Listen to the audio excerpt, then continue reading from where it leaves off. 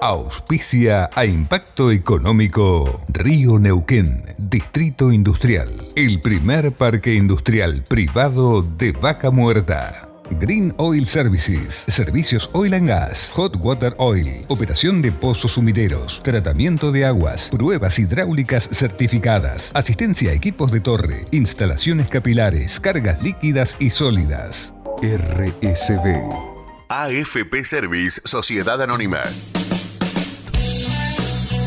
AFP Service, la calidad donde la necesites. Segundo bloque de programa. Acordate que ingresando a impactoeconómico.com.ar podés acceder a la versión digital de nuestra revista, también al canal YouTube, artículos de opinión, información de capacitación, todo ello en impactoeconómico.com.ar. La semana pasada visitó Neuquén Martín Lidbach, un especialista en planificación patrimonial, una opinión muy calificada. El motivo de su visita fue la presentación de su último libro, Planificación Patrimonial para Celebrities. Con él dialogamos, compartimos la primera parte de la entrevista. ¿Cómo estás, Martín? Qué gusto tenerte en Neuquén. Todo bien, por suerte, un placer estar acá, muy contento. Me gustaría comenzar con el tema del libro que venís a presentar aquí a la región, Planificación Patrimonial para Celebrities. ¿Cuáles son las ideas centrales? Mira, el libro tiene, digamos, si querés, dos objetivos. Por un lado, ayudar a un tipo especial de cliente, una clase especial de cliente que te diría que comete quizás una cantidad de errores más grande que el promedio, digamos. Está lleno de casos de celebrities que lo perdieron todo, que no se pudieron reinventar, por un montón de cuestiones que yo justamente cuento en el libro. Y por otro lado, también los uso como role models de alguna manera, porque la sociedad repite lo que hacen los famosos, y entonces si los famosos empiezan a planificar su patrimonio, los no famosos van a empezar también. Entonces, que un poco es la tónica de casi todos mis libros, en definitiva. Cuando escribí el primero, que era Cómo portarse los más ricos, dije, bueno, los ricos, los más ricos, son ejemplo de hacer las cosas bien en general en cuanto a la planificación patrimonial. Bueno, ¿por qué no los copiamos? Acá estamos con los celebrities que en general lo hacen mal. Bueno, no los copiemos, evitemos eso. Y bueno, así nació el libro. Además, tiene, digamos, ejemplos que son públicos y que permiten que la gente se relacione un poco más con estos temas, los vea un poco más reales. Si no es como que queda demasiado teórico todo. Claro, sí, tal cual. Y el hecho de enfocarte en celebrities tiene un gancho, ¿no? Tiene un gancho, sí. De hecho, digamos, generó, si querés, un poco más de interés en la prensa, generó un poco más de movida de redes. Se sigue vendiendo mucho más mi primer libro, que es más cortito y más general, pero sí, genera curiosidad cuando decís, bueno, ahí está, estamos contando qué problemas tiene la herencia de Maradona, cómo se podría haber resuelto mejor, qué pasó con Britney Spears y su tema de incapacidad y los tutores, el testamento de Whitney Houston, los juicios de Hacienda contra Messi, Ronaldo, Shakira, son todas cosas que la gente dice, sí, yo algo leí, pero quiero profundizar. Y además la gente, por ejemplo, en el caso puntual que recién mencioné, los juicios de Hacienda, por ejemplo, la gente dice, bueno, la Hacienda española tuvo problemas o tiene problemas contra Messi, Ronaldo y Shakira. Y uno tiende a decir, bueno, seguramente los tres hicieron lo mismo. Y no, son tres cosas totalmente diferentes, son tres casos totalmente distintos que apuntan a diferentes cuestiones de planificación patrimonial. Cuando hablamos de Hacienda nos referimos al sector público, digamos. Nos referimos a la FIP española, digamos. Claro. Exacto. Ahora, el tema es amplio, enfocándonos en quienes no somos celebrities. ¿Algunos de los criterios que debemos adoptar para comenzar a desarrollar una planificación patrimonial adecuada? Que yo te diría que del libro este último todo es aplicable, salvo el último capítulo de la parte principal, que es una suerte de to-do list para celebrities, que habla de las marcas personales, de la importancia de planificar el retiro. Bueno, eso en general a una persona que no es celebrity, ese capítulo por ahí no le aplica. Pero todo el resto, sí, es decir, uno tiene que primero entender que el patrimonio que uno tiene está sujeto a riesgos. ¿Qué riesgos? Bueno, riesgos económicos como la devaluación, la inflación, la confiscación, riesgos desde el punto de vista sucesorio, como una familia peleada, gente que recibe por una herencia y no sabe manejarse, activos en diferentes países, por cuestiones de intercambio de información o de liqueos de información, es decir, la falta de privacidad es un problema, la falta de seguridad jurídica, no todo el mundo tiene su dinero o sus inversiones en un país seguro, predecible y demás. Entonces, todos estos riesgos que afectan al patrimonio implican que o me fuerzan a pensar cómo hago para protegerlo. Claro. Y aplica a todos, porque inclusive si supongamos que yo no tengo nada, o sea, no tengo activos, tengo mi sueldo, tengo una vivienda personal, un autito, tranquilo, clase media, y yo me gustaría dejarle a mis hijos mucha más plata. Bueno, entonces en ese caso, si yo no tengo la plata hoy, puedo pensar en un seguro de vida, puedo pensar en un seguro de retiro. O sea, hay cosas para hacer cuando no es solamente que el que tiene plata se siente y dice, tengo todo esto, ¿qué hago? Es, che, yo no voy a tener lo que me gustaría dejar. ¿Puedo hacer algo? Y generalmente sí se puede. Claro. Entonces, lo primero es, de vuelta, darse cuenta que el patrimonio está sujeto a una serie de riesgos. Segundo, evaluar de esos riesgos cuáles son los que a mí me preocupan más. Claro. Hay gente que dice, mira, yo me muero y que se arreglen mis herederos y no me importa. Y otro dice, no, yo quiero digitar hasta dónde va el último centavo y mi último cuadro que tengo en mi casa y mis libros. Bueno, son las dos válidas, pero esas dos personas van a tener que planificar diferente. La primera por ahí ni siquiera es un testamento y la segunda arma un trust donde establece con lujo de detalle que lo quiere que pase. Entonces, de vuelta, para resumir, entender que tengo riesgos, priorizarlos y lo último es entender cuáles son las reglas del sistema jurídico donde yo vivo. Porque yo vivo, por ejemplo, en México, entonces no tengo legitimidad forzosa, puedo disponer del 100% de mi patrimonio en la forma que quiera. Estoy en Argentina, sí la tengo, entonces no es lo mismo. Claro, en definitiva. Son esas tres cosas, básicamente.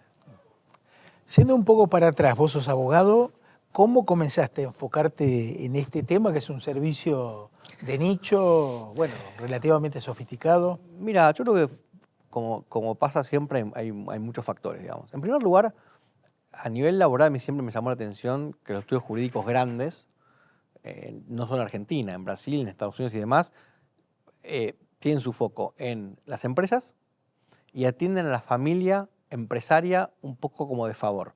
Inclusive desde el punto de vista de quién ponen a cargo de esas necesidades jurídicas y cómo las cobran.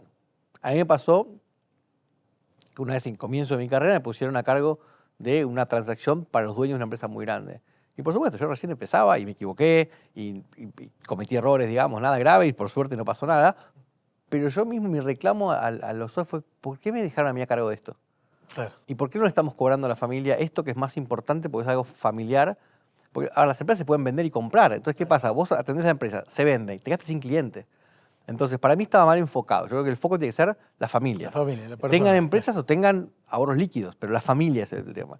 Y después, nada, es la experiencia de cada uno. A mí, yo disfruto ayudando a las familias a planificar, no me canso de escucharlos, tengo un buen oído si querés, y no estoy con el seteo típico del abogado, chequeando cuántas horas trabajó y cómo le cobro. O sea, yo prefiero cobrar los horarios de otra manera y dar un servicio mucho más integral. Por suerte ahora hay más de eso en el mercado, hace 20 años no había. Claro. Yo siempre digo que vos sos un talento de exportación, asesorás a personas en distintos países. ¿Qué criterios distintos ves en función de países latinoamericanos, Estados Unidos? Mira, la principal diferencia tiene que ver con el grado de seguridad jurídica del país donde los clientes viven, digamos. Y cada cliente está marcado por su experiencia. O sea, de vuelta, así como en México la gente está más preocupada por temas de seguridad personal, pero no tanto por temas de seguridad jurídica, bastante estable.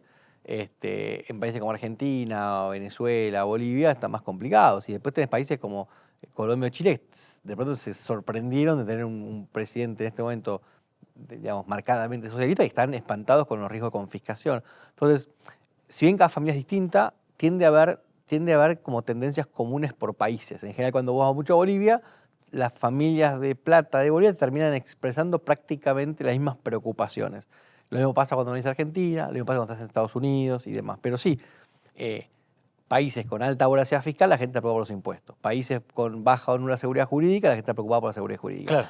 Los países que tienen mucha seguridad jurídica y que no tienen un tema impositivo, más general el problema es sucesión, privacidad, ese tipo de cuestiones. Yo siempre digo que la sucesión y la privacidad son de alguna manera lujos. O sea, yo me puedo ocupar de eso cuando vivo en un país donde no estoy preocupado porque me confisquen mañana. Porque si me van a confiscar mañana, ¿qué me importa lo que va a pasar dentro de 50 años con mis hijos cuando tengan mis activos? Claro, tal cual. Martín, te llevo a otro de tus libros, Paraísos Fiscales, Infiernos Tributarios.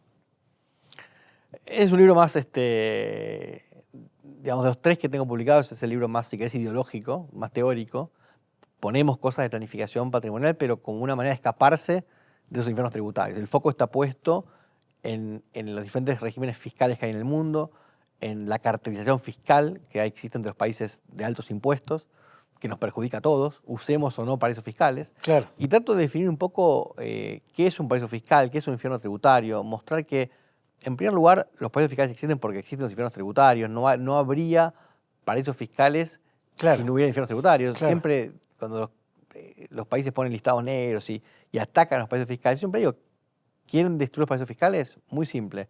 Provean seguridad jurídica y bajos impuestos. Claro. No van a existir nunca más paraísos fiscales. Si yo pagara en Argentina 15% de impuestos a las ganancias, 20% de impuestos a las ganancias, y tuviera seguridad jurídica, no me voy a complicar la vida armando una estructura en Luxemburgo, o en Irlanda, o en las Islas Vírgenes Británicas, o donde sea, para evitar un 15% o un 20% de impuestos. Y por otro lado, también es importante que la gente entienda que el mundo no era un infierno tributario y aparecieron unas islitas para tratar de desviar fondos de las autoridades gubernamentales. El mundo era un paraíso fiscal, con impuestos bajos. El mundo creó los impuestos para bancar, de alguna manera, financiar los gastos normales del Estado, los ordinarios. Muchos impuestos que hoy damos como indiscutibles son bastante nuevos. El impuesto a las ganancias, por ejemplo, moderno, surge en Inglaterra hace 150 años. Si te vas 100 años para atrás, había 5 países en el mundo que tenían este impuesto. Entonces el mundo era un paraíso fiscal. Los estados ineficientes se fueron agrandando. A los problemas jubilatorios se le agregaron los planes de estímulo, la renta básica, un montón de cosas, y hoy el Estado necesita mucha más plata y la única forma de hacerlo es subir los impuestos. Como si suben muchos impuestos, la gente se va a otro lado, tienen que atacar a esos otros lados, digamos. Es como que yo dijera, no, miren, como este lugar de la ciudad de Buenos Aires es una zona liberada y es violenta, vamos a hacer que todo el resto sea violento para que no haya diferencias. Claro. Eso es lo que buscan los países de alta tributación. Claro.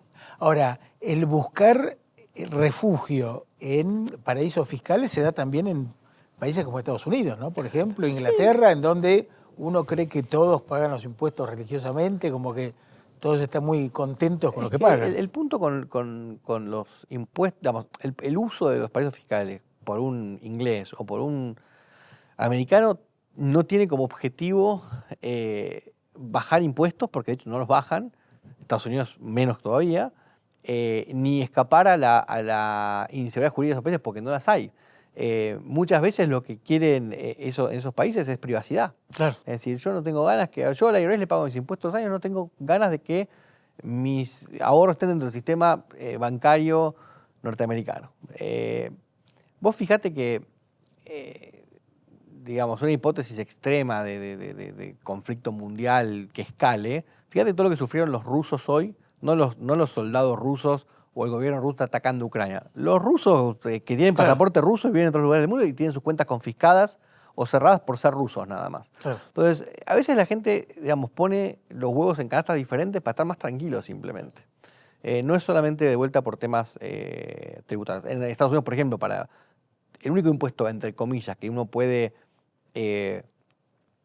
eludir, evitar pagar, es el impuesto a la herencia, si uno arma una estructura irrevocable, pero también eso puede estar dentro de Estados Unidos. O sea, no hay una ventaja en hacerlo offshore. El offshore tiene que ver de vuelta con un tema de, sobre todo, privacidad, tranquilidad y estar en paz con lo que uno tiene, digamos.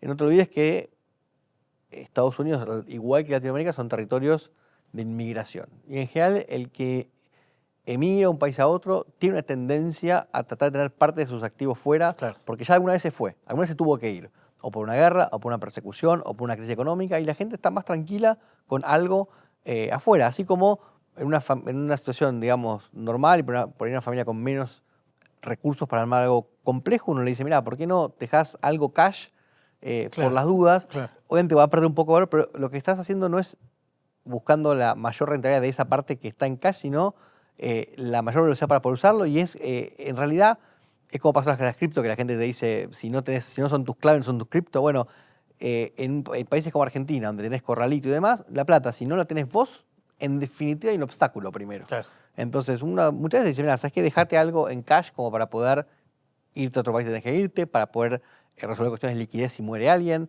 Es normal, es innato al ser humano proteger lo que tiene. En el próximo bloque, la segunda parte de la entrevista a Martín Litvak. Ya venimos.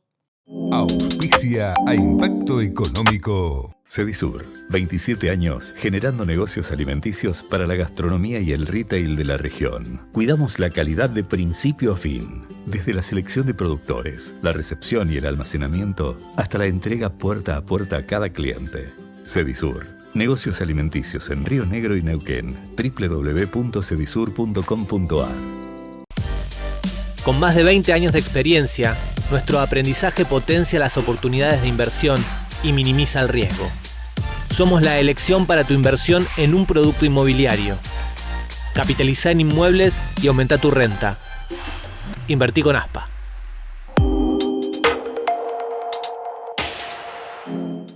Comaseg, Seguridad Industrial Comahue, prevención de incendios, recarga de matafuegos, diseño, fabricación, montaje y mantenimiento de redes contra incendios, prueba hidráulica de mangueras, calidad certificada IRAM, comaseg.com.ar. P&B Consulting, empresa regional líder en control de contratistas de más de 20 años de experiencia, con personal altamente capacitado y presencia en todo el país, junto a su sistema de registro único de contratista Auditium, para todo tipo de empresas.